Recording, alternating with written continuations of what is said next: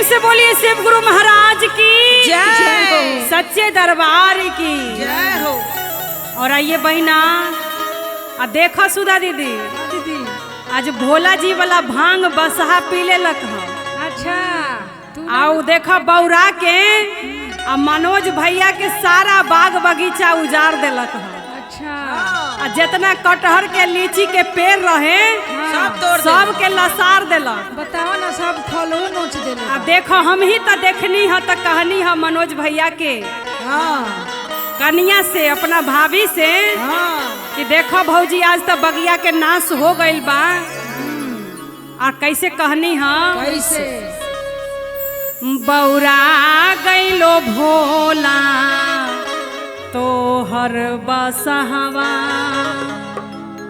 बौरा गइलो भोला तोहर बसहवा बौरा गइलो भोला तोहर बसहवा बौरा गइलो भोला तोहर बसहवा बौरा गइलो भोला तोहर बसहवा बौरा गइलो भोला तोहर बसहवा बौरा गइलो भोला तोहर बसहवा बौरा गइलो भोला तोहर बसहवा।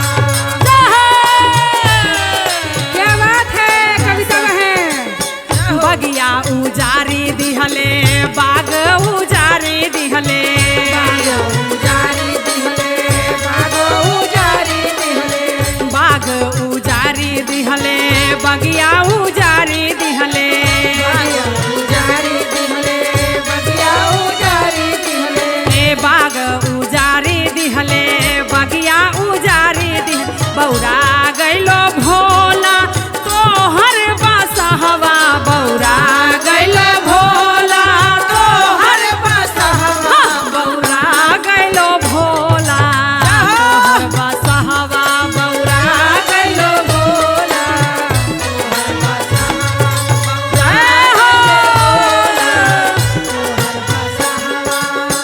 भंगिया उजारी दिहले धथुरा उजारी दिहले उजारी दिहले धतुरा उजारी दिहले भंगिया उजारी दिहले धथुरा उजारी दिहले उजारी दिहले धतुरा उजारी दिहले अपना बसहा के अपने संभार भोला अपना बसहा के अपने संभारो भोला बौरा गइलो भोला तोहर बसहवा बौरा गइलो भोला तोहर बसहवा बौरा गइलो भोला तोहर बसहवा बौरा गइलो भोला तोहर बसहवा बौरा गइलो भोला तोहर बसहवा। हमरा के मारी दिहले स्वामी के मारी दिहले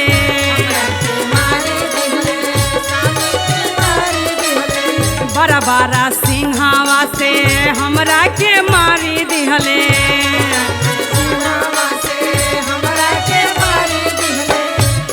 डरा गइलो भोला गौआ नगरिया डरा गइलो भोला गौआ नगरिया बौरा गइलो भोला तोहर बसहवा बौरा गइलो भोला तोहर बसहवा बौरा गइलो भोला तोहर बसहवा बौरा गइलो भोला तोहर बसहवा बौरा गइलो भोला तोहर बसहवा। बोलिए सच्चे दरबार की जय हो।